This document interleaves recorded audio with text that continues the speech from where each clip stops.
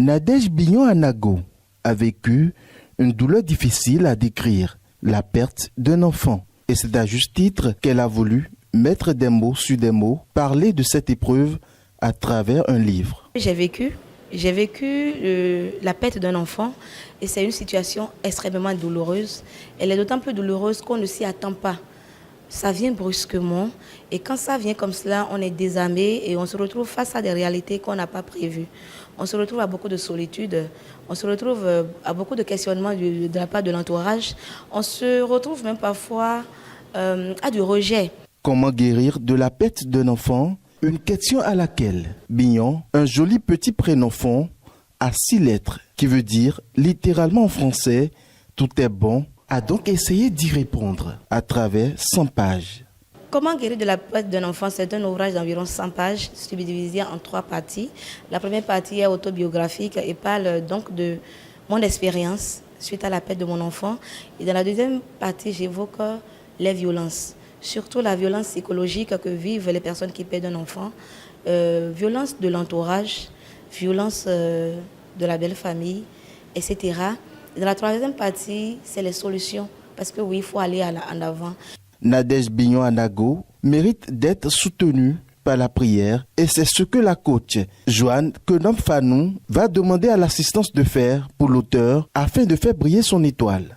Je vais simplement demander à toutes les personnes qui sont dans cette salle de prier afin que l'étoile qu'elle est continue de briller. Des félicitations, l'auteur en a reçu plusieurs et en particulier de l'association béninoise pour la promotion de la famille.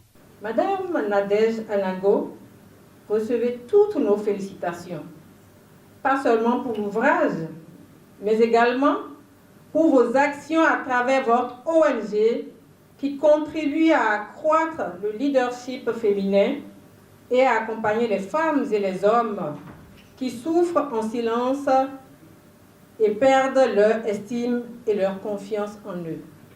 L'auteur du livre « En paix avec la vie, comment guérir de la perte d'un enfant » ne sait pas que écrire des romans. Elle sait aussi convaincre par les mots et c'est ce qu'elle a su bien faire à la présidente de l'UPMB, Zakia Dlatoundi, pour être la marraine de l'événement. J'avoue personnellement que je me suis posé 1001 questions quand elle est allée vers moi. Mais certainement vous la connaissez, avec son verbe, avec cette énergie contagieuse qu'elle sait souvent partager avec les autres. Elle a travaillé à me convaincre de ce que je devais accepter l'invitation. L'invitation a été donc acceptée et Bignon, pour dire littéralement tout est bon, a aussi amené les invités à confirmer que tout était vraiment bon. C'est vraiment un lancement que je n'aurais aimé rater pour rien au monde parce que c'est une thématique très sensible.